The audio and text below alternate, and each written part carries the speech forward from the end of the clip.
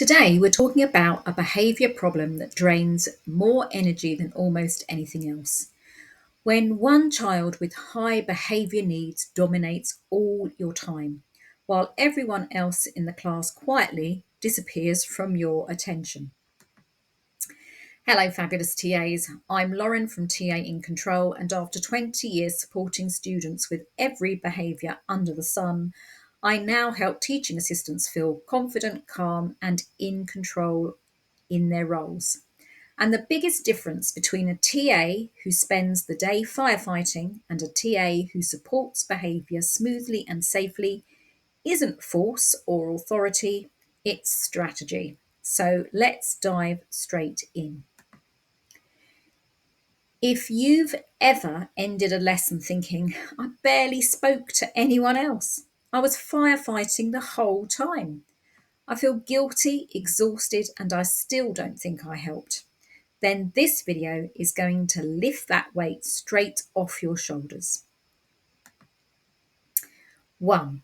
The real problem. You're stuck in reaction mode. Let's name what's really happening, because it's not that you're doing anything wrong. When a child constantly dysregulates, argues, wanders, or disrupts, it pulls you into a cycle of reactivity. You're watching them more than you're watching the teacher. You're predicting explosions instead of supporting learning.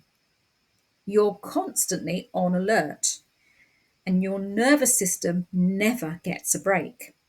And the worst part, you know other children need you, but behavior of this one child keeps dragging you right back. This creates TA guilt. You think, I should have been helping the other children who need support too. I let the teacher down. I didn't do enough. The good news is you are not the problem. The system you're using is. So let's fix that. What TAs commonly do that doesn't work long term? These are all well intentioned. None of them are wrong, but they keep you stuck in the cycle of reactivity. 1. Staying glued to the child as a human shield. You become their permanent shadow. They learn, I only function if an adult is next to me. 2. Repeating the same instruction over and over. Sit down. Sit down. I said sit down. By the third time, the child stops listening. 3. Using reassurance as a distraction. Comforting, smoothing things over, solving every wobble for them. It keeps them dependent. 4. Giving warnings with no follow through. Not because you don't care, but because you're trying to keep the peace. And the outcome? The child becomes more reliant on you, not the routines or expectations. So let's flip that. The solution, the TA support triangle.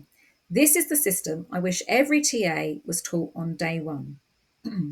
Predict, preempt, pivot, support. So let's look at step 1, predict. This means that you should know when the child wobbles so you can prepare before it happens. Ask yourself, when do they dysregulate? What subjects trigger them? What sensory needs show up? What transitions are hardest? This moves you out of reaction mode and into leadership mode. You're taking charge. Step 2, preempt. Put small structures in place before the behaviour appears. So examples are, give them a simple first then plan before the lesson even starts. So they can see, first we're going to do this, then we're going to do that. Offer predictable choices. So do you want this pen or this pen, or this pencil or this pencil? They still take a pencil, but they get a choice. which, some children need that autonomy. Clarify expectations with a quick visual. So, verbal expectations are fine, but a lot of children with behavior difficulties, or children who are neurodivergent, need an image to back up what you're saying in words, and that can maybe stay on their desk so they can see what the expectations are in images, and agree on a check-in point so they don't cling to you for constant reassurance. These microstructures remove the need for you to hover. And step 3, pivot support. Now, this is the magic step. You pull away without abandoning them. How?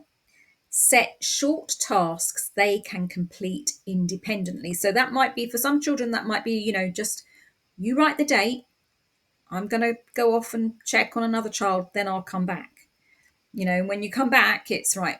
Okay, now write the objective if that's what they have to do, or now write the first sentence, or complete the first calculation. Walk away intentionally before the child demands your full attention. Move to another group, but keep the child in your peripheral vision. Return briefly to praise effort, not to rescue. Use non-verbal gestures instead of jumping straight in. So you can be doing the thumbs up, a smile, a nod of the head, just to all indicate they're doing all right without your help. Now, this teaches them that, they would think to themselves, I can do this without an adult fixing everything. And that is how dependence begins to loosen. Now, let's look at some micro boundaries that stop the child owning you. These feel tiny, but they can change everything. So micro boundary 1, time caps. So you would say, I'll help you for 1 minute, then you'll have a go while I check on someone else.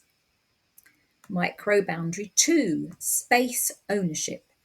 Don't sit beside them all lesson. Move around the room with intention. Micro boundary 3, task ownership. Give them something simple but specific to complete before you come back. And micro boundary 4, emotional ownership. So instead of being the one to soothe them, say, tell me what you think will help right now. And initially they might not know, but the more you ask, the more you assist them with that, the more they'll begin to understand that, the way they're feeling, maybe going to sit somewhere more quietly, maybe ear defenders will help, just to block out the noise. Maybe having the class a little not quite so bright, turning off an overhead light would help. You're giving the child agency, not dependence, when you do things like that. Now, how this supports the whole class. So when you use predict, preempt, and pivot support, you're no longer firefighting. You're balancing your time fairly. You're supporting behaviour and learning. Your teacher sees you as a proactive partner, not someone who's glued to another child. And most importantly, you get your professional confidence back. You are no longer stuck to the child. You're supporting the whole class safely, skillfully, and calmly. And that feels so much better. I know full well what it's like to feel as though you cannot move away from one particular child. It is exhausting, and it feels so much better when you start putting these things into place. And not just for you, but for the child. Okay, so if this video helped you breathe easier, then imagine mastering behavior basics as a clear step-by-step, in a clear step-by-step way. because this issue, one child dominating your time, is just one part of the behaviour picture. I've created a free behaviour course that teaches the foundations every TA needs.